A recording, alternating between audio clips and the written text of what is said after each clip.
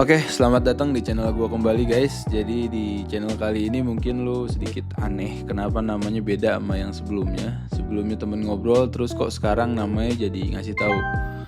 Gue jelasin dulu sedikit. Jadi emang tujuan bikin konten gua itu dulu sebelumnya itu gue emang pengen kayak pertama gue punya tempat buat gua ngomong, buat gue sharing, buat gue cerita.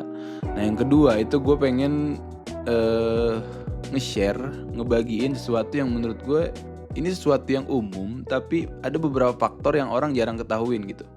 Makanya lu kalau lihat video-video gue di TikTok, di Reels, di Short, lu lihat aja video gue itu rata-rata ngebuka sesuatu yang udah umum gitu, tapi dari segi yang nggak pernah orang lihat, mau itu faktanya, mau itu datanya, mau itu sejarahnya, mau itu perjalanannya.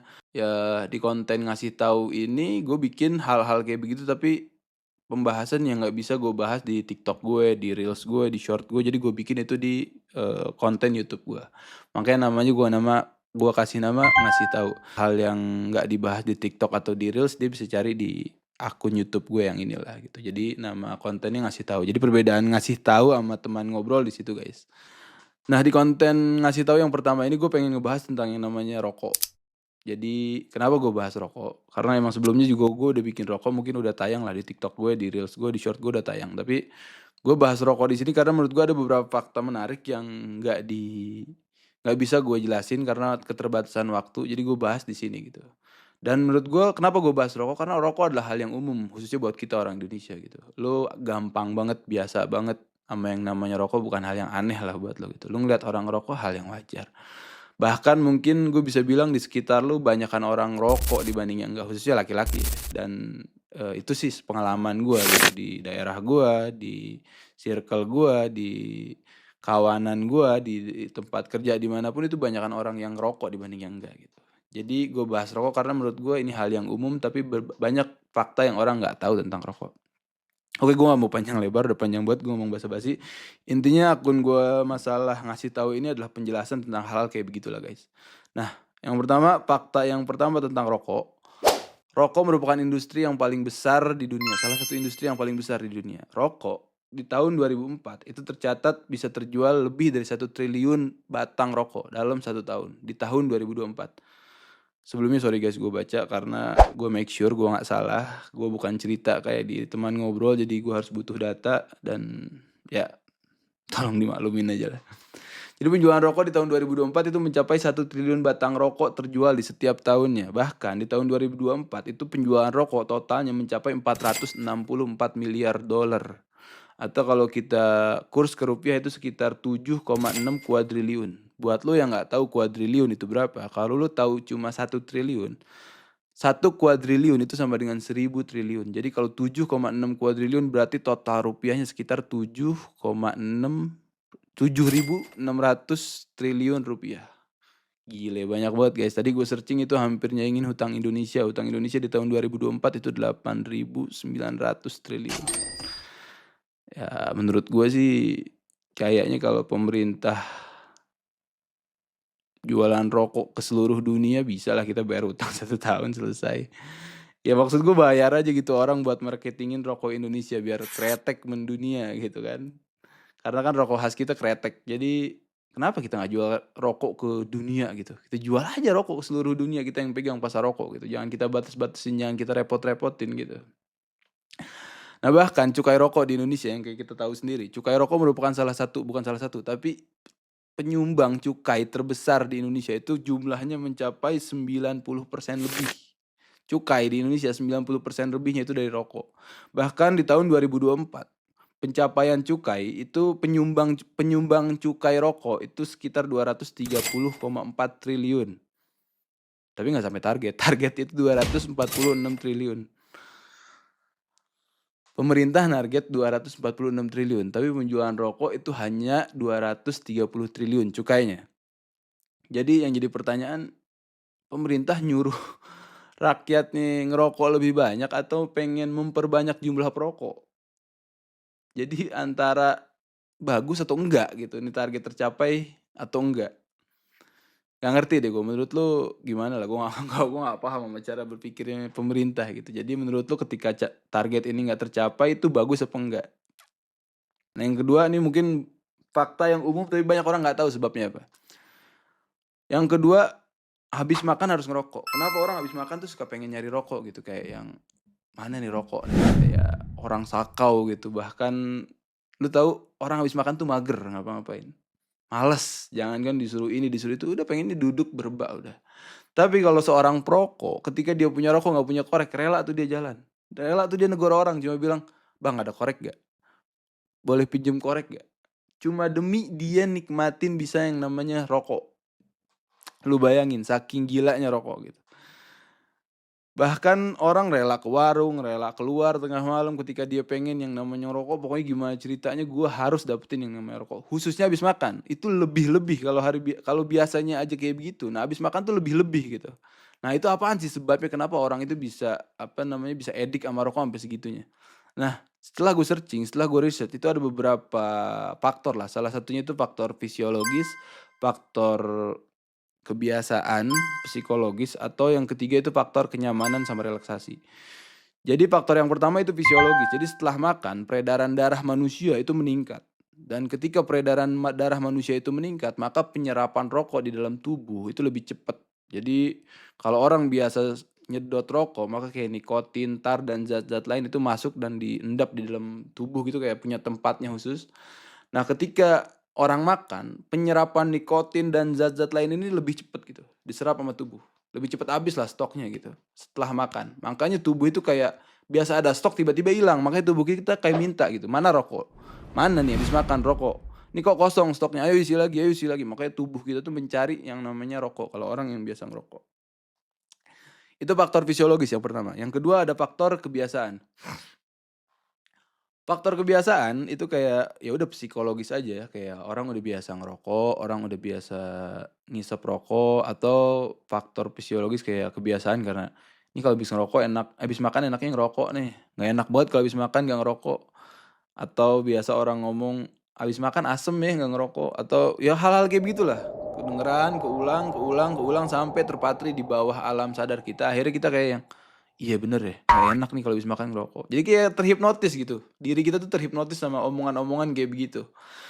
Bahkan orang-orang tuh sampai yang gilanya sampai ada yang bilang kayak, "Gua kalau habis makan nggak ngerokok itu kayak digebugin orang sekampung," gitu. Ya mungkin, ya emang kita nggak bisa nyalahin, "Ih gila lu sama rokok sampai segitunya," ya. Karena emang dalam beberapa kasus tuh kayak gue ngelihat ada orang tuh yang edik sama rokok sampai segitunya gitu. Bahkan dia kalau habis makan nggak ngerokok itu kayak sakau, tau gak sih lu? Kayak sakau gitu, bener-bener kayak sakau, badannya lemes, pucet, bahkan ada yang keringat dingin. Ya mungkin karena udah tubuhnya tuh terbiasa banget sama zat adiktif yang ada di dalam rokok, mau itu nikotin, mau itu tar, mau itu apapun itulah. Pokoknya tubuhnya udah terbiasa sama itu. Jadi ketika nggak ada tuh kayak yang, kurang nih. Nah, yang ketiga itu faktor kenyamanan sama relaksasi. Jadi ketika orang rokok itu kayak ada kenyamanan khusus gitu, kayak ngeplay gitu, kayak tenang, apalagi isapan pertama katanya. Ketika orang lagi berat-beratnya, lagi stres-stresnya terus ngisep rokok di isapan pertama itu kayak semua beban, semua stres itu keluar di isapan pertama. Ya, dan emang nikmat sih. Gue juga rasain itu dan itu enak sih emang. Nggak tahu kenapa ya, apa faktornya, mungkin faktor ini kali, kenyamanan. Tapi faktor kenyamanan dan relaksasi ini pernah dibantah sama salah satunya, gue lihat waktu itu Ade Rai pernah ngebantah ini dengan teorinya yang bilang katanya kalau, ya bukan karena rokoknya, tapi karena emang faktor apa namanya, faktor ngisepnya gitu, cara menghisapnya, cara pernapasannya yang bikin lu rileks, yang bikin lu nyaman, bukan karena faktor rokoknya. Jadi emang faktor pernapasan yang digunakan dalam ngerokok itu bikin manusia nyaman, rileks, dan tenang gitu. Even lu nggak ngerokok, kalau lu ngelakuin itu lu tenang, itu menurut pendapat Hadirai. Jadi karena dibuangnya kan lu pasti lewat mulut gitu, atau nah jadi kalau menurut Aderai ketika orang melakukan itu walaupun dia nggak ngerokok, dia dapet tuh efek rileks, efek tenangnya gitu. Nah itu menurut beberapa pendapat, beberapa data yang gue dapetin kenapa orang itu habis makan bawaannya pengen ngerokok. Faktor rokok yang selanjutnya itu adalah rokok selain cuma alat hisap, alat penenang, alat orang gunakan buat kebiasaan sehari-hari, ternyata rokok juga di zaman dulu itu pernah jadi alat diplomasi. Gimana ceritanya? Jadi di zaman dulu ada satu pahlawan namanya Kiai Haji Agus Salim. Lu bisa searching lah, lu bisa lihat lah, lu bisa cari tahu orangnya yang mana. Atau kalau lu susah cari tahu, gue tunjukin orangnya di gambar nih. Gue kasih lihat gambarnya. Nah, itu dia. Itu Kiai Haji Agus Salim, beliau itu adalah salah satu tokoh nasional yang berjasa banget. Kalau lu cari tahu ceritanya, lu searching, lu baca tentang beliau, beliau tuh pinter banget, bisa 6 atau 7 bahasa, gue lupa lah. Habis gitu diplomasinya jago banget, ngomongnya, negonya jago. Habis itu banyak cerita-ceritanya keren-keren dan pinter nunjukin kepintarannya beliau. Dan salah satunya beliau itu hobi banget sama yang namanya rokok kretek. Jadi beliau itu nggak pernah berhenti ngerokok kretek. Jadi kalau lu lihat orang yang gila ngerokok, salah satu itu Ki Haji Agus Salim. Dimanapun tempat orang nggak pernah lihat kecuali Haji Agus Salim pasti ngerokok. Nah, satu waktu Kiai Haji Agus Salim dikirim ke Den Haag Belanda buat menghadirin konferensi meja bundar. Di konferensi meja bundar tersebut adalah tempat yang penting lah, yang dibahas banyak perkara di situ, perkara-perkara penting.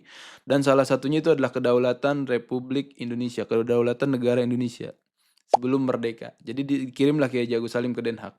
Pas nyampe Den Haag, di sono acara resmi di dalam forum tersebut, tiba-tiba Kiai Haji Agus Salim membakar rokoknya, membakar rokok kreteknya. Dan biar lu tahu, rokok kretek itu baunya beda sama rokok putih, nyenget, kuat, dan menyebar langsung di ruangan tersebut. Sampai akhirnya satu orang Belanda datang dan bilang, "Hey," kalau bahasa kita kayak yang, "Weh bro, lu ngapain ngerokok di mari? Gila lu, ini tempat mulia, ini tempat bagus, ini tempat yang apa namanya, yang mulia, lu kotorin pakai rokok lu kayak begitu, nggak pantas, nggak cocok." Terus Kiai Haji Agus Salim tetap ngerokok. "Emang kenapa kalau gua ngerokok di sini?" "Ya nggak boleh," kata orang Belanda tersebut. Dan Kiai Haji Agus Salim ngebalikin jawaban tersebut dengan savage banget. Gua nggak mau salah baca, gua nggak mau salah ngomongin, jadi gue baca aja kata-katanya supaya lu tahu, supaya lu denger gimana kerennya Kiai Haji Agus Salim melapatkan kata tersebut. Kata Kiai Haji Agus Salim, "Apakah Tuhan tahu tembakau ini berasal dari Delhi? Cengkih ini berasal dari Sulawesi, dan lada ini berasal dari Lampung. Semua komoditas tadi adalah alasan tuan-tuan berlayar jauh ke negeri kami dan menjajah kami. Jika tidak ada komoditas tiga tadi, apakah tuan-tuan mau repot melakukan hal itu?" Boom. Savage mah bro. Ditegur, dibalikin dengan fakta-fakta yang bener banget. Akhirnya kayak orang ketika ngedenger statement tersebut, orang Belanda tuh kayak yang langsung cengok gitu. Anjrit, abis gua. Bener lagi omongannya semua. Tapi kayak yang emang nggak boleh ngerokok di situ. Akhirnya orang Belanda itu bilang, "Ya udah, lu tetap nggak boleh ngerokok di sini. Terus matiin rokok lu. Ini forum yang nggak boleh ada asap rokok di sini. Apalagi rokok lu yang bau kayak begitu, nyengat kayak begitu." Dan nggak berhenti di situ, ternyata Kiai Haji Agus Salim balas lagi dengan yang nggak kalah savage. Gue bacain lagi. "Saya memang orang tidak terhormat dan kami tidak pandai membuat tempat terhormat untuk tuan-tuan sekalian. Tetapi kami sangat pandai beramah tamah dan mempersilahkan tuan-tuan menjajah negeri kami selama ratusan tahun. Maka dari itu sekarang akui saja kedaulatan kami sehingga tuan tidak perlu bertemu dengan orang tidak terhormat seperti saya. Apakah hal-hal tadi tidak cukup untuk mengajarkan tuan sekalian rasa malu?" 2 kali Kiai Haji Agus Salim ngebales omongan orang Belanda di forum terhormatnya dengan data dan fakta. Akhirnya dari hasil konferensi meja bundar tersebut nggak tau lah gue terusannya kayak gimana, tapi dari hasil negosiasi Kiai Haji Agus Salim, diplomasi Kiai Haji Agus Salim, salah satunya itu dapat kabar bagus untuk kedaulatan Republik Indonesia. Great job buat The Great Old Man. Jadi julukannya Kiai Haji Salim itu The Great Old Man, dan great job banget. Kalau orang hari ini banyak bilang filosofi kopi, menurut gua Kiai Haji Agus Salim adalah orang yang bawa filosofi rokok kretek mendunia. Jadi ya kita berhak, dan buat semua para perokok, menurut gua Kiai Haji Agus Salim layak menjadi duta rokok satu dunia, khususnya duta kretek. Gimana menurut pendapat lo? Kemudian fakta yang selanjutnya tentang rokok itu adalah khususnya rokok kretek, rokok Indonesia, rokok kretek. Ternyata rokok kretek di zaman penjajahan itu dipakai sama orang-orang buat nahan yang namanya lapar. Fakta ini didapat dari tulisannya Pramudia Anantatur. Dia nulis dalam bukunya kalau orang-orang di zaman Jepang itu nahan pakai yang namanya rokok kretek buat yang namanya lapar. Karena di zaman penjajahan Belanda itu banyak orang mati kelaparan. Nggak dikasih makan, pangan susah, kerja gila-gilaan. Makanya buat nahan rasa lapar dan nyegerin badan itu orang-orang pakai rokok kretek buat dapat zat-zat di dalam rokoknya yang bisa nyegerin badan mereka gitu.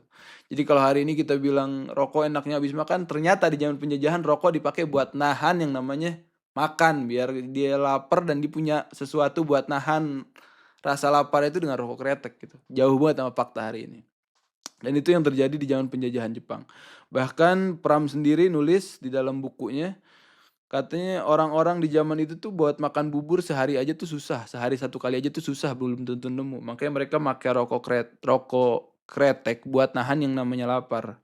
Tapi kadang rokok aja tuh nggak dapet. Makanya mereka kadang kalau udah rokok aja nggak dapet, susah rokok kretek, mereka pakai apa aja, daun-daunan mereka kumpulin buat bikin yang namanya rokok kretek. Jadi dicari apa yang ada, dilinting, ya dibakar udah, buat dia dapetin tenaga di dalam tubuhnya. Gila, jahat banget ya penjajahan. Ya beruntunglah kita lahir di zaman penjajahan dan jangan pernah kita lupain rasa hormat buat para pahlawan kita. Kemudian, nah di zaman itu namanya itu masih rokok klobot. Ketika penjajahan Jepang itu namanya masih rokok klobot banyakan. Bahkan rokok klobot itu tuh masih susah gitu. Jadi rokok klobot kalau lu pengen tahu, rokok klobot tuh adalah rokok tembakau dicampur cengkeh, kemudian digulungnya itu pakai kulit jagung, bukan pakai paper yang kayak sekarang paper rokok gitu, enggak, tapi pakai kulit jagung. Itu rokok klobot namanya. Bahkan buat dapet rokok klobot aja di zaman itu susah gitu. Dan dulu orang Indonesia itu ngerokok awalnya dengan rokok klobot semuanya. Tapi ketika kelamaan berjalannya waktu, orang Jawa mulai mengganti dari nama rokok klobot tersebut menjadi nama rokok kretek. Alasannya adalah karena ketika dibakar rokok tersebut berbunyi kretek. Nah jadi itu data, fakta yang gue bisa sampein tentang rokok yang menurut gue banyak orang yang nggak tahu tentang itu. Jadi buat lu semua, gimana pendapat lu? Kalau lu suka lu bisa like, kalau lu punya pendapat atau saran atau masukan lu bisa komen di bawah. Dan kalau lu suka sama channel gue, lu bisa subscribe, nyalain notification supaya lu dapat pemberitahuan kalau gue ada video baru. Dan gue pengen ucapin buat lu semua yang udah subscribe gue, yang udah like gue, yang udah komen gue, yang udah nyalain notifikasi, yang udah share.